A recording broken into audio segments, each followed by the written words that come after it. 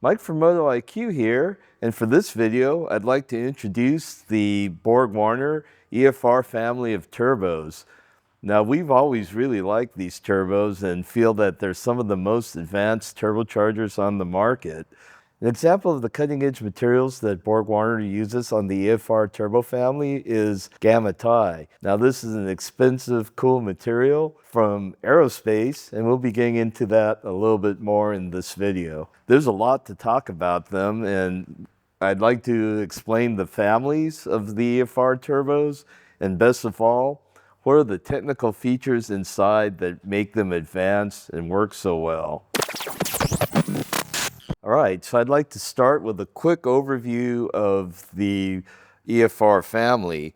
We're going to start with the B1 frame turbos. Now the B1 is Borg small frame EFRs.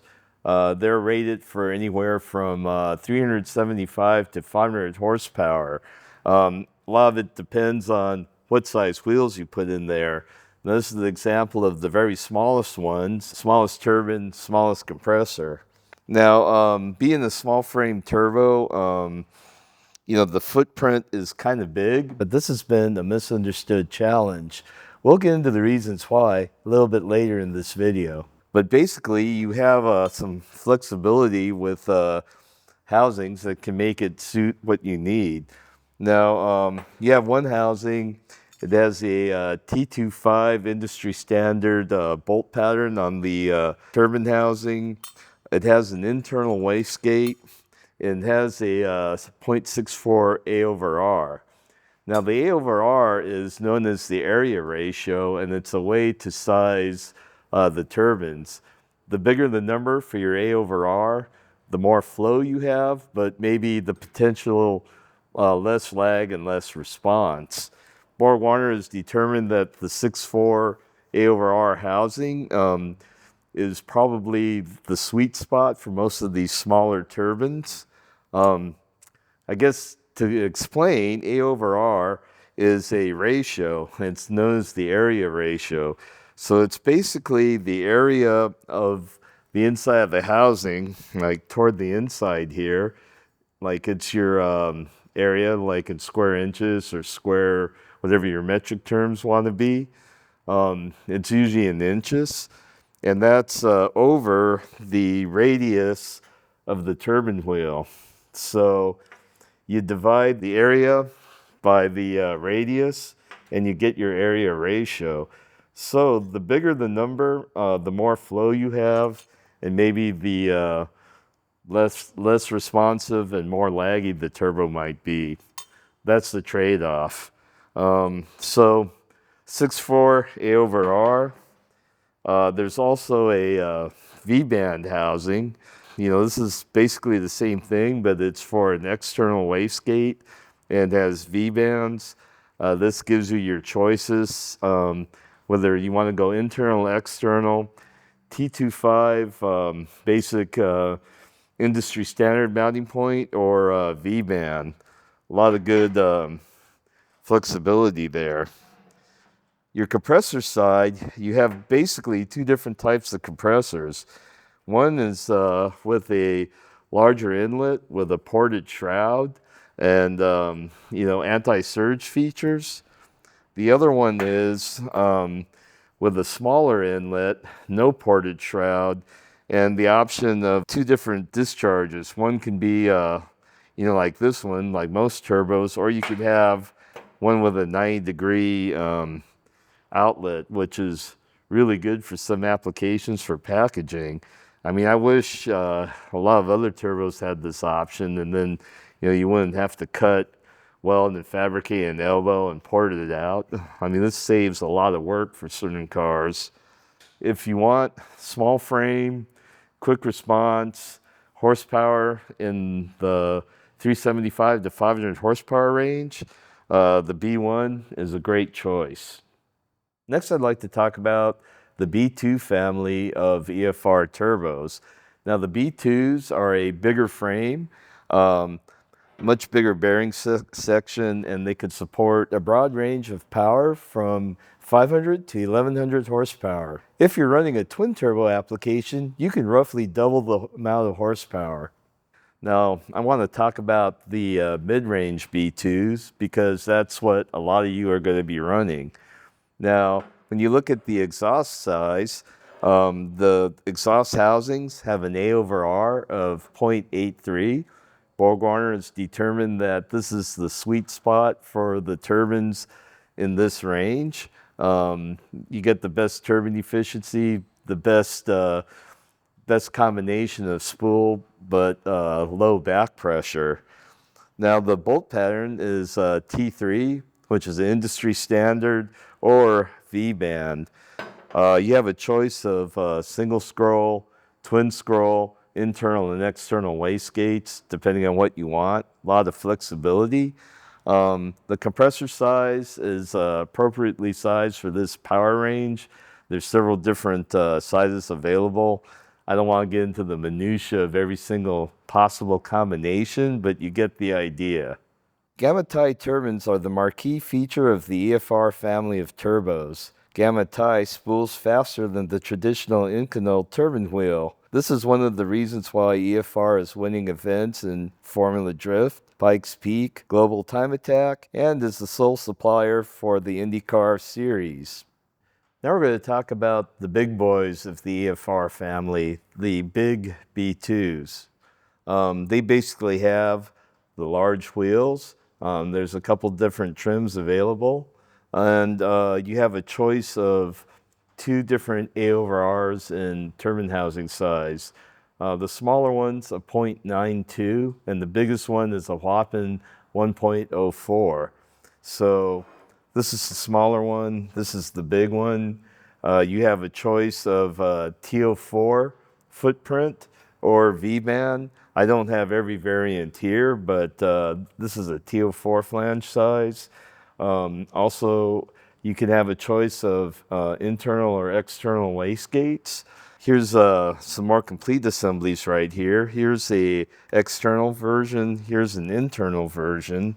Also, Borg has a super assemblies where it's basically almost a complete turbo, but minus the turbine housing, where you could mess around with either version, either A over R, if you wanted to do some tuning and testing to see which housing works better for your application or whatever your track might be.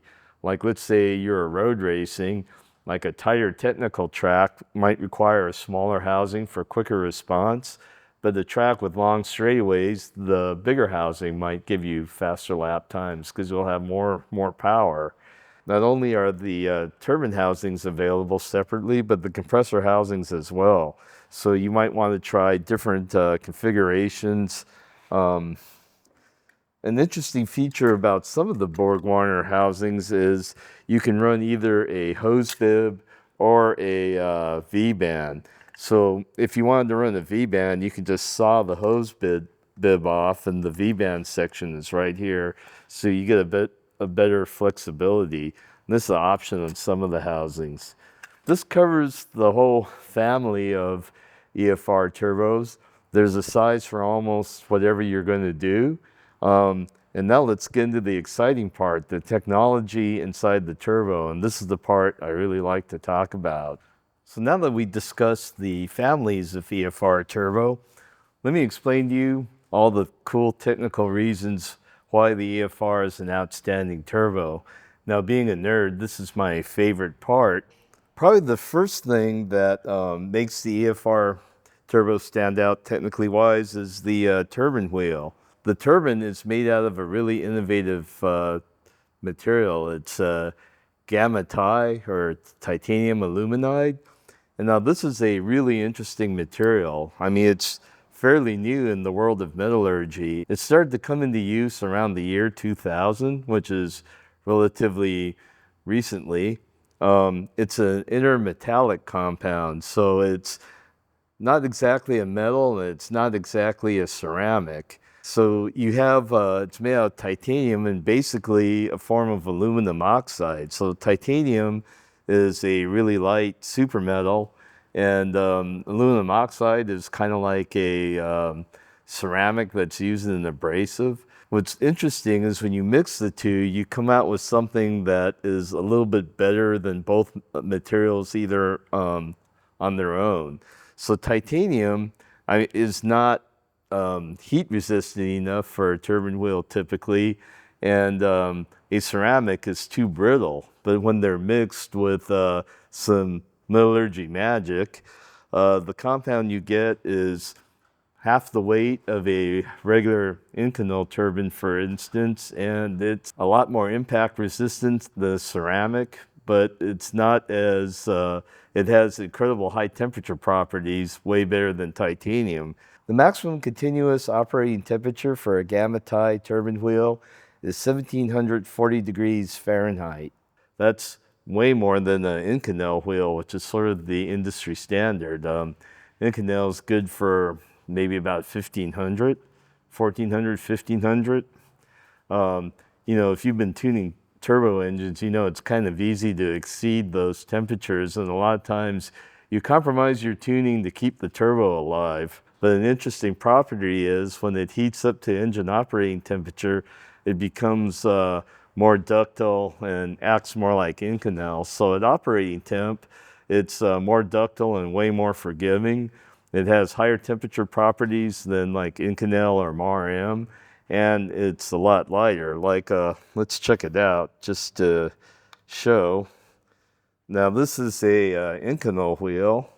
It's the exact size, same size and trim and everything as the gamma tie. I'm going to put it on the scale, and it's 1 pound, 8 ounces, and a little bit more than that. Now we'll try the gamma tie, and it's 13 ounces, so it's almost like half the weight. What this will do is, in transient response, it'll probably improve your spool time by around 20%, 20-25%. This will lower your spool RPM. The turbo will come on boost quicker, and you know, if you're modulating the throttle, like coming off the corners or something like that, your throttle response will feel a lot more immediate. The car will feel snappier and more eager. Now I've driven a car with the same turbo with both these, and I was really surprised at the difference. I mean, the car feels eager, lively, snappy. Now the lighter wheel, you know, once you're at full boil and full boost, it doesn't make that much difference. It only gives you a slight improvement in efficiency, but in transients, when the turbo's speeding up or slowing down, it makes all the difference in the world, something you can really feel. Now, Borg-Warner turbos also have more interesting technology. The turbine wheel itself is what you call a mixed flow design. Mixed flow turbines are pretty interesting. Like most turbines on all other turbos on the market, I'm not sure if it's every single one, but most of them use radial flow turbines.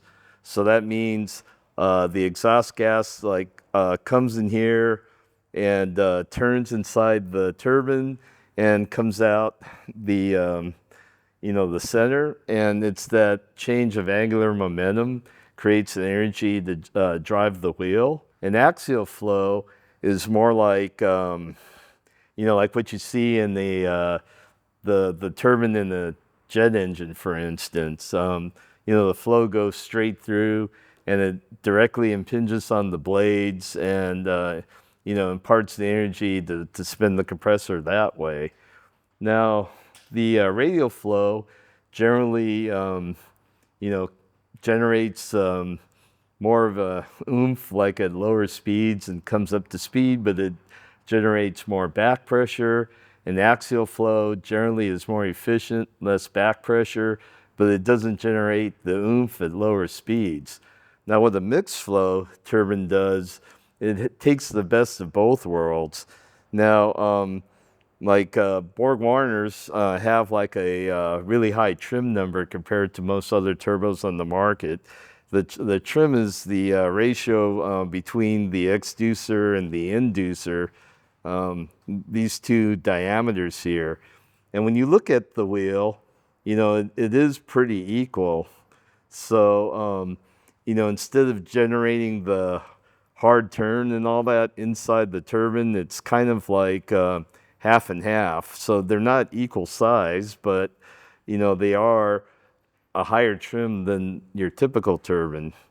So what this does is it takes advantage of the low mass to get your spin, but you also get some of the benefits of axial flow, so low back pressure. So you have the best of both worlds, quick spool and low back pressure. Mixed flow turbines are only available in the 63 millimeter size. And there's some other features here that are pretty interesting too. Now, you notice the back disc goes all the way out to the ends of the turbine blades. Now, what this does is it spreads out the stress over the whole wheel better, which enables Borg Warner to kind of thin out the blades, especially with this material, which tends to be a little bit more chunky, and make a stronger turbine. They call it the super back. I guess it's because it goes all the way out to the back or something. I don't know, probably a marketing term. But it's a full back disc. The other advantage is when you have this full disc and you have a lot more strength, it moves the stress from the root of the blades out to the back and kind of evens the stress out, is the designers can add more aerodynamic features.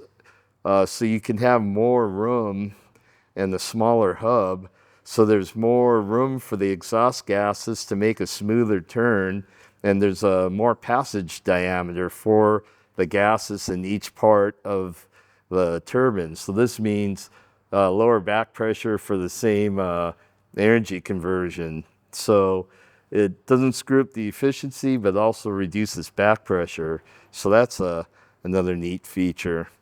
So like I said, you probably won't see too many mixed flow turbines in the aftermarket or motorsports turbine world, at least to my knowledge, but here we go. Best of both worlds, good flow and good spool, and really good temperature resistance, bit of everything.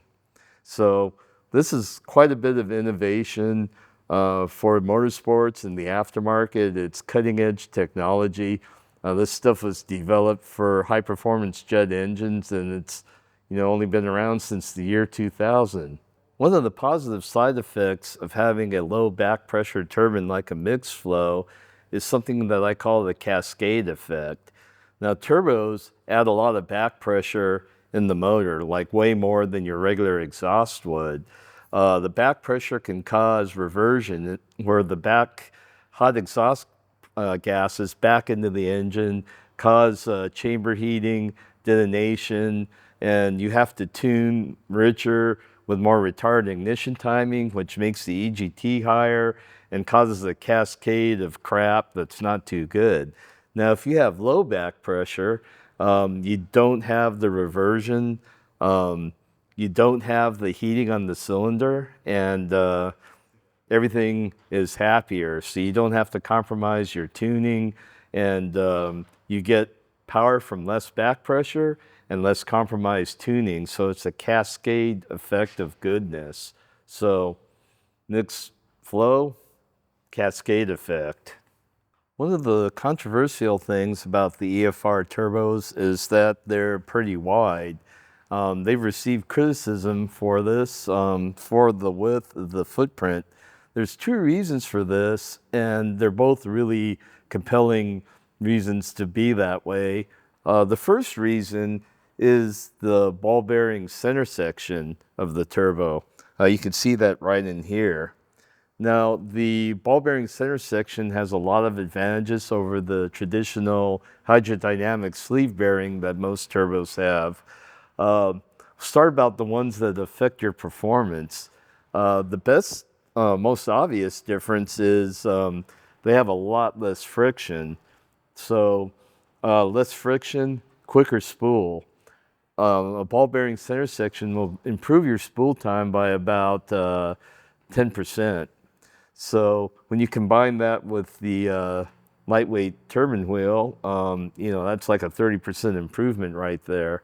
Like the turbine, they don't really help once the turbo is up to full steam, but the reduction in friction does lower back pressure on the engine because less power is being wasted to keep the whole assembly spinning, so there's less back pressure. So less friction, quicker spool, better response. The next reason is way better load bearing capacity. The Borg Warner ball bearing cartridge uses double row ball bearings at either end. You know, these are kind of wider than the typical single row. They're also ceramic ball bearings, so they're harder and have less friction than metal ball bearings. And they have metal bearing separators. A lot of other ball bearing turbos on the market have plastic separators. What this means is with plastic, you have to run water in the center section. If you don't run water, the center section can get hot and the plastic will melt, and that's not too good. It's always good to run water in your center section. You can see that there's a water jacket all around the bearings. Water cooling is required for aluminum bearing housings, but it is not needed for the iron housings. What the water does is it keeps everything cool, and it keeps the center section of the turbo below the coking temperature of the oil. The coking temperature is where the oil turns into sludge and hard deposits, which could, you know, jam up the inside of your turbo. You know, these run cooler. If you have good oil supply, I think they're a lot less likely to coke. The biggest thing is when you're done running hard, let the car idle down for a few minutes and let the turbo slow down, and before you shut it off, and you're probably not going to have problems. A street car, yeah, it's always good to run water. Race car, since you have metal bearing separators, you have the option to run the center section dry. Another thing about the Borg Warner cartridge is it's 50% bigger than some of the other ball bearing center section turbos on the market. I mean, when you look at it, this sucker is wide, big, and beefy. You know, that's one of the reasons why the center section is wide, to accommodate this big cartridge bearing. You know, with a wider bearing, you have a wider stance of the bearing and better support of the turbine shaft wheel assembly.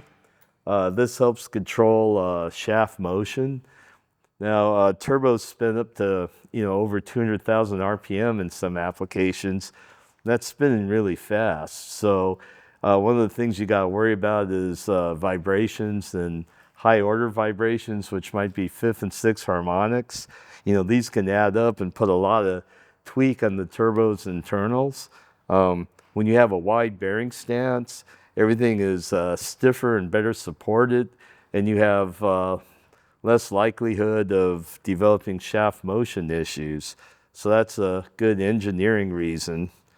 Now, a lot of the better turbos on the market also have this feature, but it's the bearings are in a cartridge, and the cartridge actually floats in the center section on oil. Like, you can kind of see that float in this cutaway here. You know, most engineered turbos that are like OEM level engineering have this feature, and the good part about it is when you have float, it acts like a damper. So the damper helps attenuate some of those higher order vibrations and really helps life of the turbo. Now, you look at some of the aftermarket turbos, they have ball bearings and they're pressed solidly into the housing. You have no damping there, and you know, it takes maybe OEM level of engineering to consider some of this stuff, but the floating cartridge is a big advantage. Another advantage of the Borg Warner ball bearing system is it doesn't require as much oil as you know, like a sleeve type bearing. It probably requires something like 50% less. So the ball bearings are less sensitive to transient oil pressure issues, things like that, especially something spinning as fast as a turbo. Not being sensitive to oil pressure fluctuations as much is a good thing. Most of you know what happens with a hydrodynamic bearing. If you have a momentary loss of oil pressure, you get metal-to-metal contact and kaboom. The ball bearing center section is more forgiving to that. It's also more forgiving to contamination of the oil and dirty oil. When you have a bigger cartridge, you can also take more load. For instance, thrust load is a big enemy of turbos. Thrust load happens is when you back off the throttle and you get compressor surge, you know, that chirping sound that everybody likes. Well, that sound is really bad for your turbo. And what's happening is you're getting a lot of thrust load from the compressor inward because the air is slamming around in there, and that actually kills your turbo. Well, the ball bearing center section can take at least 5 times more thrust load than conventional bearings. You know, like Borg tried to validate it, and they went up to 10 times the load, and they didn't have any failures. But being conservative, they say 5 times more thrust load than a conventional bearing, and even other maybe single row ball bearings, things like that. So superior thrust load capability. The bearing cartridge system also has superior seals. Now the seals are right here. The turbo uses piston ring seals, like it doesn't use like the carbon scraper seals that some other turbos use. What's an advantage of the piston ring seals is they have less friction, quicker spool, more efficient turbo.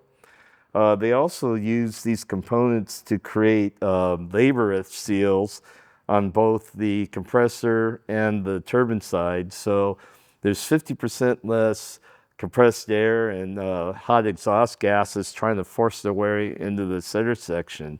So you also have better sealing, less likelihood of oil like coming out and getting into your compressor or turbine, and longer life.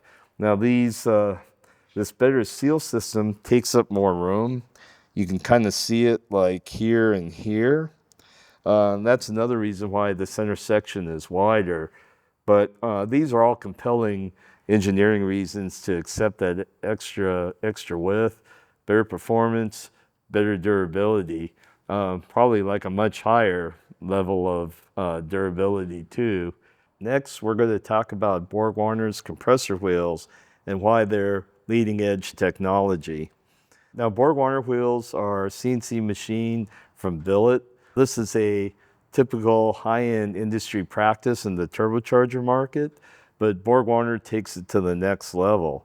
When most of the other companies just cut their wheels from a piece of round rolled billet stock, which is still pretty strong, but it's not the best way to do it. Borg-Warner uses a near net shaped billet forging. So the billet is forged into pretty close to the shape of the compressor wheel. Now what this does is that the force involved in the forging, you know, compacting the metal under tons of pressure, gives a finer, more homogeneous grain structure with less internal inclusions. This grain structure is stronger and more fatigue resistant. Next, the wheel is CNC machined. And when you have a superior material and better grain flow and more homogeneous grain, no inclusions, the material itself is stronger. That enables Borg-Warner to make a smaller inner hub. Since, you know, the hub bears a lot of the stress, it could be smaller. This also gives more room for more of a flow path in between the blades, kind of like what we explained with the turbine. So for a given size, the wheel will flow more. Also, the blades can be thinner too. This also leads to better aerodynamics. This is some of the advantages of the machine billet wheel as compared to your typical cast wheel. And it's some of the advantages over the Borg-Warner billet wheel over some of the other billets. Now, since everything is smaller and machined down, the wheel is also lighter. So that means less rotational mass and quicker spool. Some of the cool things that's also better is a full backing, which takes some of the stress off of the hub. And a unique feature of the Borg Warner is their extended tip technology. Now you have your major diameter, which is kind of the size of the back plate, but the tips extend, they're cut at an angle and they extend into the diffuser of the housing.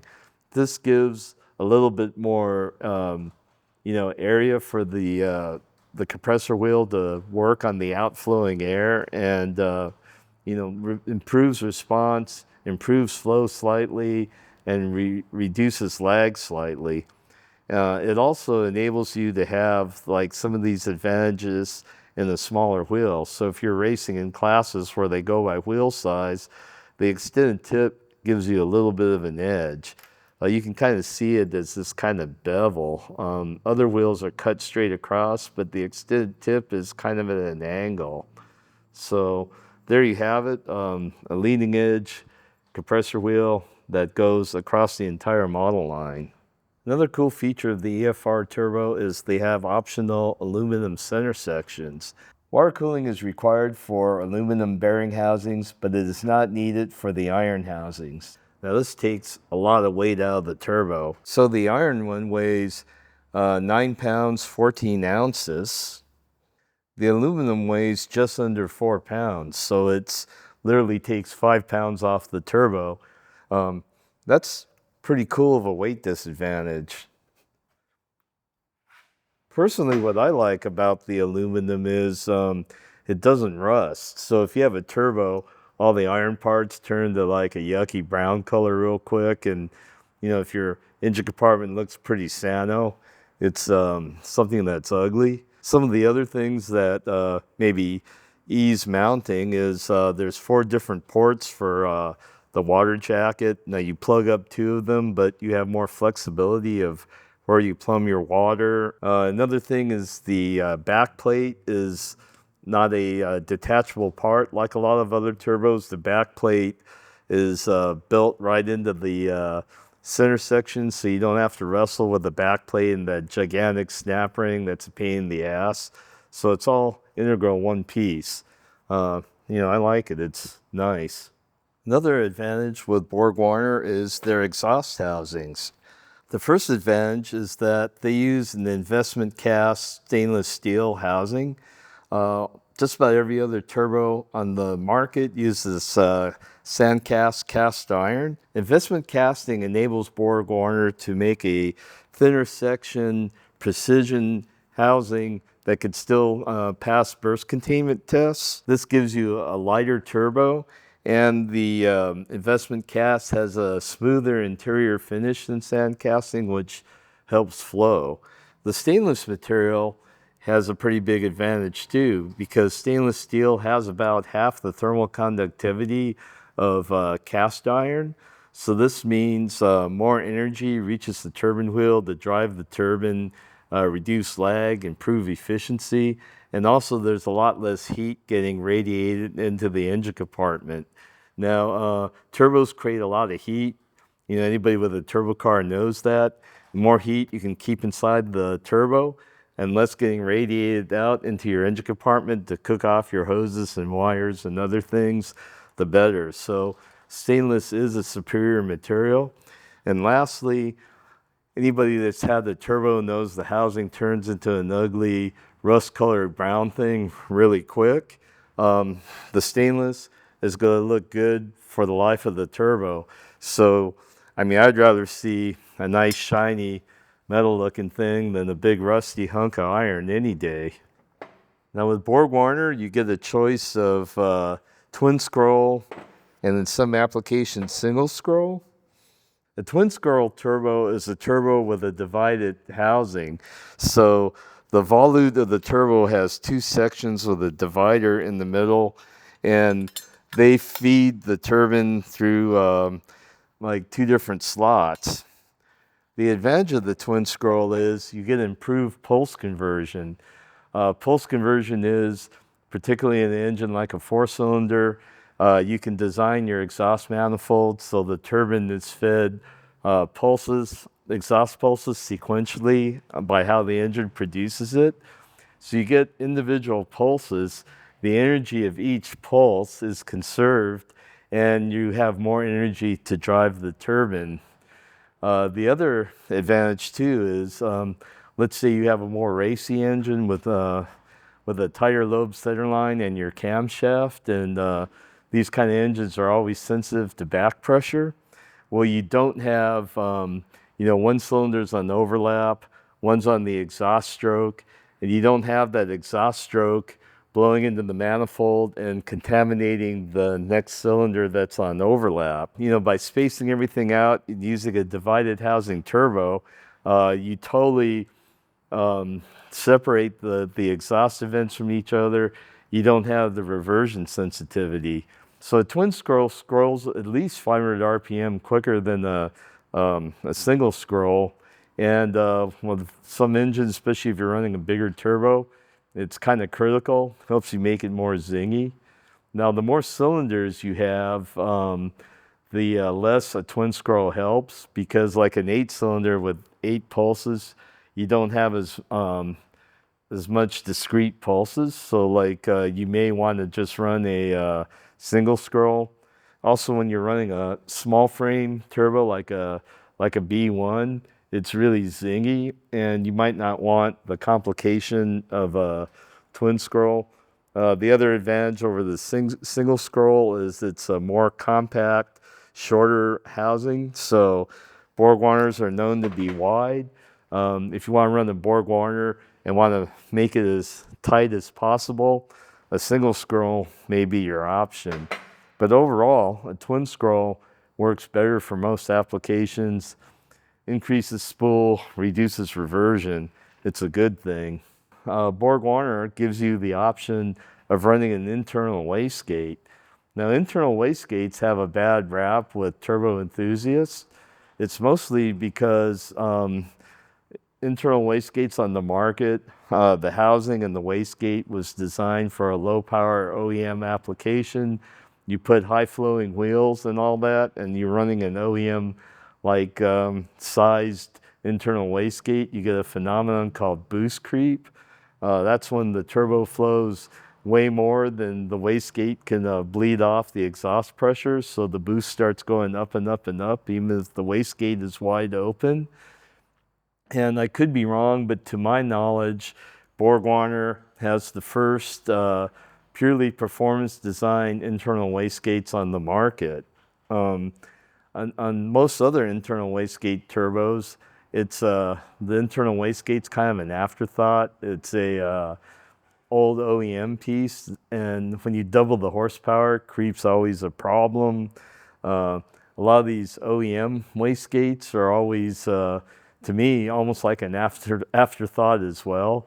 Like they have a flap, and there's no attention paid to the gas passage to the flap or how the gas is handled after the flap, and usually the gas is just blasted into a parallel wall, and then the gas like blasts straight into the exhaust stream, sometimes right into the exhaust path of the turbine, where it can cause back pressure and other issues. But Borg Warner started with a clean sheet of paper and designed a high flow responsive internal wastegate that matches the power capability of the entire turbo. This takes room to package, and that's another reason why Borg Warners are known to be wide. Two reasons. One's the better bearing system. The other is the better internal wastegate. That gives you a wide turbo. If you're fabricating your turbo system around a Borg Warner, no problem. But if you have some other turbo and you're trying to retrofit a Borg Warner, you might have to make new charge pipes and a new downpipe or something, or even maybe a manifold to position the turbo differently. But hey, the price of glory is high. Some of the neat features of the Borg Warner internal wastegate is when you look at it and you open it up, when it's in the twin scroll, they keep the twin scroll separated all the way into the wastegate. all the way up to the flapper. This way, you don't have any crosstalk between the separate scrolls in the turbo. I don't think anybody does this other than Borg Warner. And you also look at everything. All the passages are aerodynamic, and they're swoopy, they're big diameter. There's no sharp angles or right turns in them, so they're designed to flow a lot. Borg Warner has the biggest flappers in the industry. So this is the B1, this is the B2. These things are really big, so they're not going to be an obstruction. Also, the way the wastegate gas is reintroduced into the exhaust stream is designed for performance. Now, every other internal wastegate I always see, it's it's blasting into a parallel wall and then blasting into the exhaust flow. On Borg Warners, the valve opens so the gas is diverted away from the main stream. It also goes into a generous passage, and there's lots of room with flow directors to help the gas change into the direction of the mainstream that's hitting on the downpipe. Another thing, Borg Warner, their whole turbine discharge has a generous diffuser, which is like full exhaust pipe size. Other turbos it necks down to a tiny little thing, but this is designed to flow. Like the Borg Warner internal wastegate flows about 40% of the overall exhaust volume, which is enough to control boost in just about any application.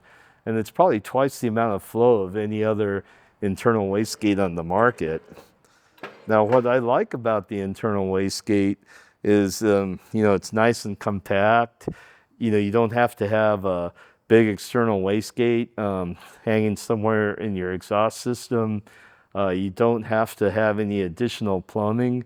It's all one unit. It's compact, no extra parts in your engine compartment, and it's nice and reliable and neat and tidy. So here's an example of a 1,000 horsepower Borg Warner turbo with an internal wastegate. Generally, you never can put an internal wastegate on anything close to this power level, but with a properly designed internal wastegate, it's possible. Another advantage to Borg Warner's turbine housings is you have a choice of 3 different industry standard mounting pads or V-bands. V-band turbine housings fit any turbo manifold that uses a standard 76 millimeter connector, so easy to mount. Finally, Borg Warner's wastegate brackets are designed for mounting flexibility in mind. They have 3 evenly drilled holes which fit in any number of holes around the perimeter of the center section, and you can just actually mount these things with quite a bit of flexibility. Anyone that's tried to mount an internal wastegate knows that the pain in the ass that a lot of times you'll get your turbo and you have to end up fabricating new hardware because there's no existing brackets that work. I mean, on my SR20 over there, I just ran into that problem, and it's a pain in the ass. It's a little detail, but really helps when you're trying to mount the turbo in a bunch of different locations. Finally, we're going to talk about the compressor housing. One cool feature that most EFR turbos have is a ported compressor shroud. Now, since EFRs spool really quick, compressor surge is always a problem. What surge is, it's that chirping noise that you often hear when you let off the throttle. Like a lot of ricer type dudes like that, and they do things to make it worse, which is really dumb because it's bad for your turbo. It's bad from a life standpoint and a performance standpoint.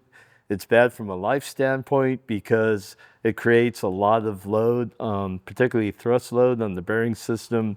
It's bad on a performance standpoint because it causes the rotating assembly to slow down. So when you get back on the throttle, you have lag again for boost to build up. So the Borg Warner compressor housing has some features to help attenuate that. Like I said, surge is worse on turbos that spool really quickly, like an EFR. What surge is when you build boost pressure and you build mass flow quicker than the engine's ability to swallow it. So the compressed intake charge kind of builds up, and when that excessive pressure builds up to be greater than the amount that the compressor is moving through the turbo, you get kind of a momentary backflow, and it like it'll chirp, and then the flow will stall out, and then it'll start again, and then it'll stall out and start again, and that's why you have that chirp, chirp, chirp, chirp, because it's kind of like a resonance that's going on and on.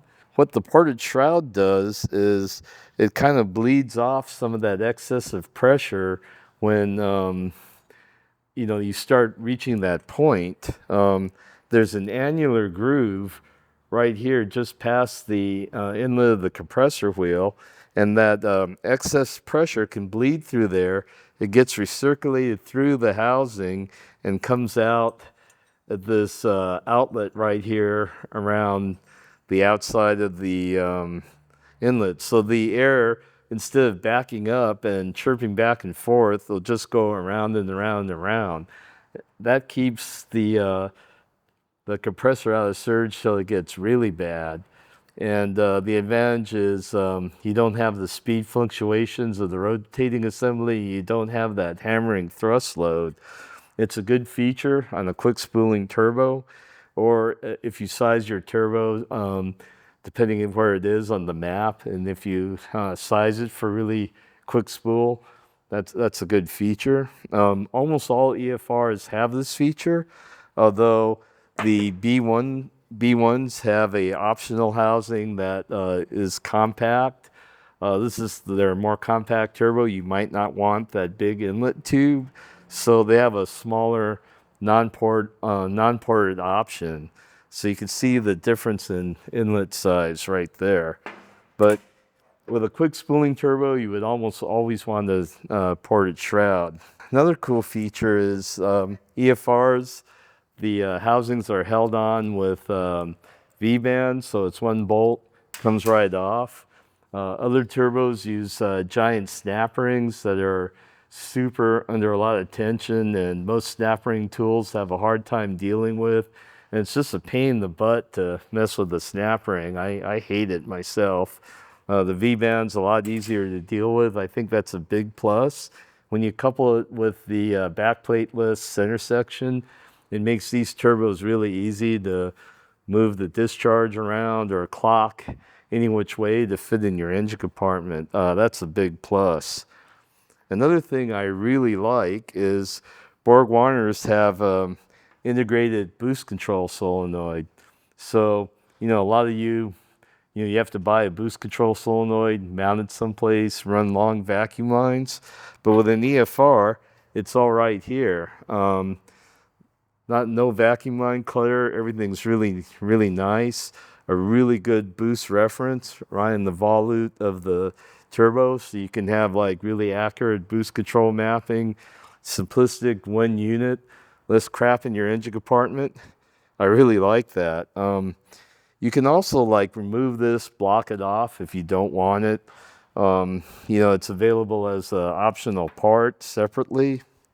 The other thing is, now I really like this, is you can get a blow-off valve that's integrated into your housing too. Now, the blow-off valve is when you close the throttle, like it blows off. Like everyone knows the blow-off valves you can get on the aftermarket, and they make that whoosh noise. A lot of people like that. I personally hate it, and I always recirculate my blow-off valves so they don't make the noise.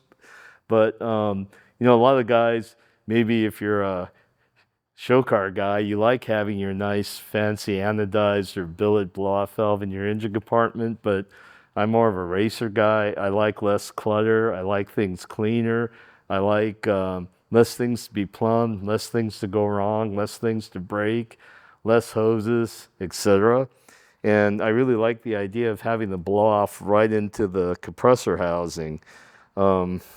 It's right there. All the vacuum line runs are short. It's neat, no clutter. Um, you can get a kit from Borg Warner where you could block this off in case you don't want to run a blow-off valve, or if you want to run an external one because you're a ricer or something. I don't know.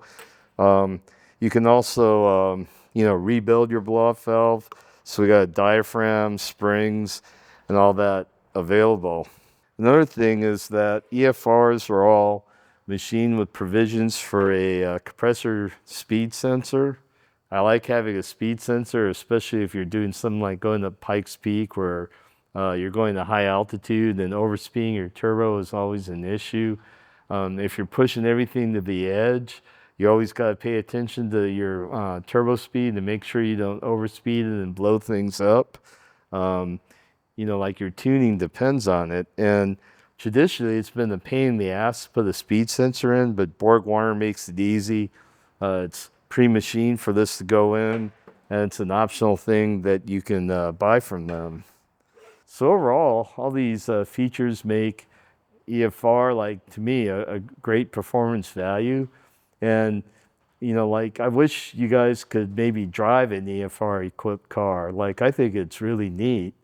Like, you get a feeling like you just have this big responsive engine, and if everything is sized correctly and the engine matches the turbo well, the turbo is super snappy and zingy and responsive. Like, you can hardly feel the car has a turbo. It just feels like you have a awesome motor. And it's kind of hard to put into words exactly, but it's very dynamic and responsive. I mean, there's a lot of other good turbos, but I think Borg Warner is maybe one of the kings of this. Another thing that we've gotten, like, people have criticized in some of our Borg Warner videos is they say, oh, well, those turbos are so expensive. I mean, I don't really think they're particularly super expensive. They're on the expensive side, but if you're building a car that makes good horsepower, what's a few $100s to get something that has superior performance and durability? These people are probably the guys that get those $300 eBay turbos, or they look at some of the other YouTube guys that make 1,000 horsepower for $500 or something stupid, then make some abortion that just blows up. That's not us. This isn't the turbo for that kind of people. But Borg Warner does make a line of turbos that has a lot of the engineering, but at a much lower price point. They're called the Airworks turbos. They use conventional sleeve hydrodynamic bearings. They don't have all the high-tech features. They don't have the gamma tie turbine wheel, but they do have good engineering, good validation, and the same, properly engineered aerodynamic features internally in the housings and the wheels that the EFR ones do. So, you got a good solid turbo, properly engineered, really good performance, equivalent peak performance. Maybe you lose some of that dynamic performance, but, overall, they're still really good turbos and they're a good value. I guess lastly, too, is that when you're dealing with a company like Borg Warner, this isn't an aftermarket company. They're a international OEM supplier. And when you do OEM level engineering, I mean, it's a order of magnitude more than the aftermarket. They make turbos that they sell by the millions to OEM, like Ford, Toyota, etc. And when you're selling that many turbos, you're responsible for the warranty that they create.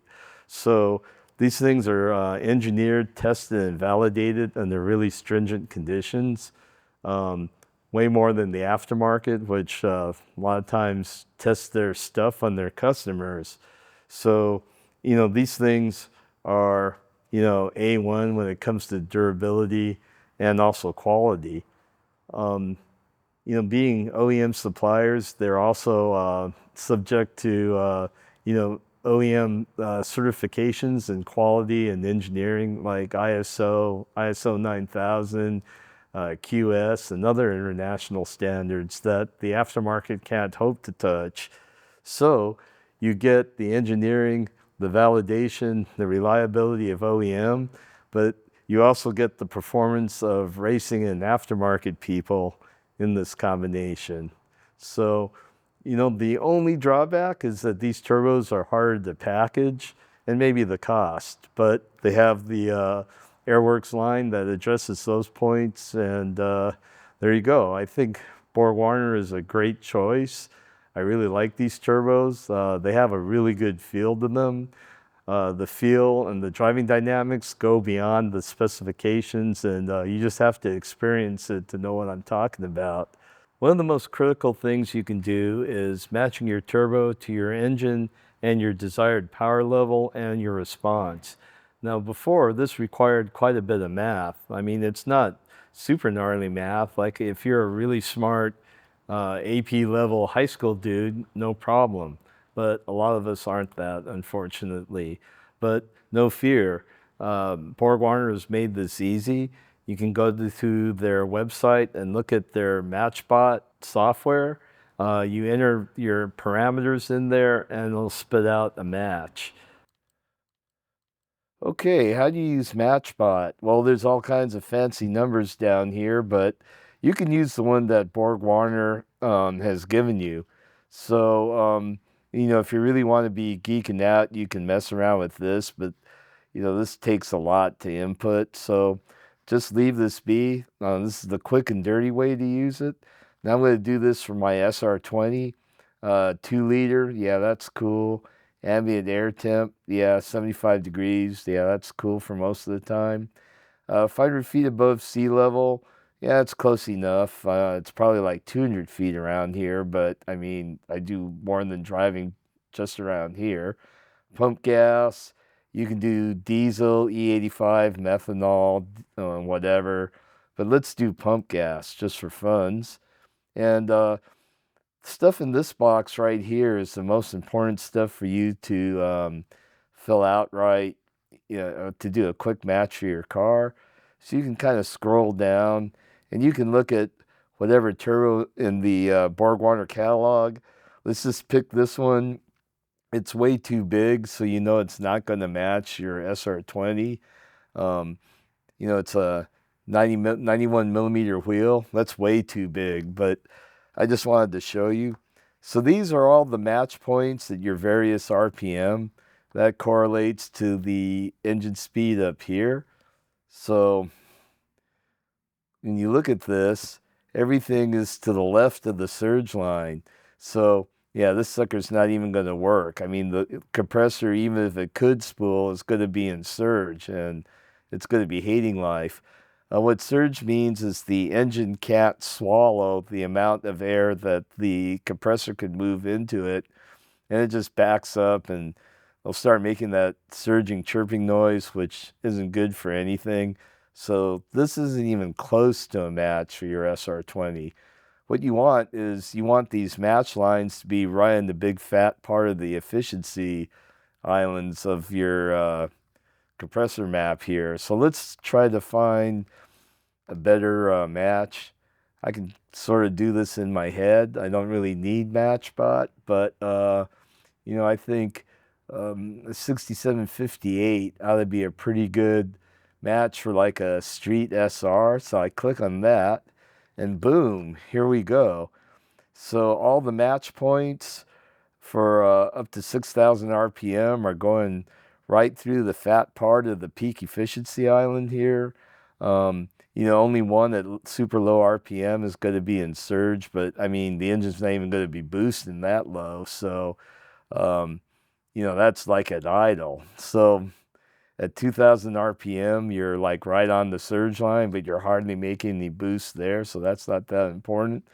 But I would say this is the fat part of the power band, and you're pretty much in the fat part of this turbine's efficiency. So you're right in the fat part of this turbo's efficiency. So for a street car, that's a pretty good match.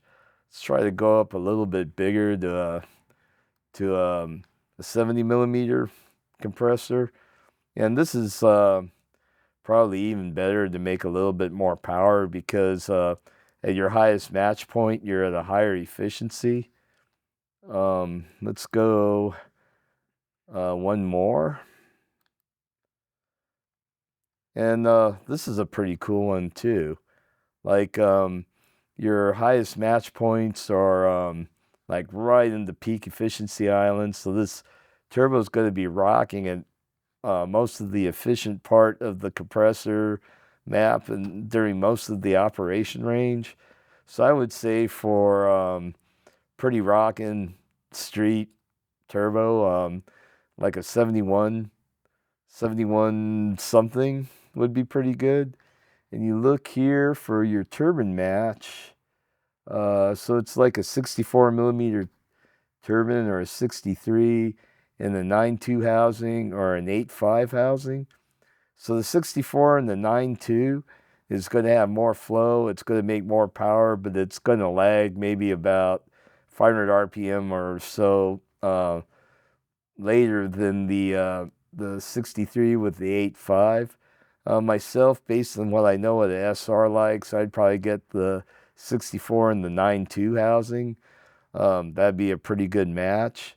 So, you know, this would be like a pretty sweet street turbo and maybe a little bit more too. But basically, that's how Matchbot works. Don't worry about all these complicated numbers here, or here so much. Just get this right. Go down and you know, pick which family you want to run, and then see where these match lines line up and what part of the efficiency. Remember, these center islands are the more efficient ones. You want to be real nice and centered like this, and you can pick your turbine based on this. That's how to use Matchbot the simple way. You know, don't be afraid to use this and mess around and build your dream turbo here. EFR turbos are in stock and they're ready to ship. Go to borgwarner.com/performance to learn more. So if you like this video and you like our content, be sure and subscribe. You want some cool merch like my shirt and a few other designs, you can go to MotoIQ.com, visit our web store. We also have a whole line of parts. We have an online parts store. You know, if you buy stuff from us, it helps fund these videos and other content that you enjoy. If you want to have us work on your car or build your motor, we have a garage services link on our front page, and you can click on that and fill out the form, and we'll get back to you. So, hope you enjoyed this, and I'll be talking to you next time.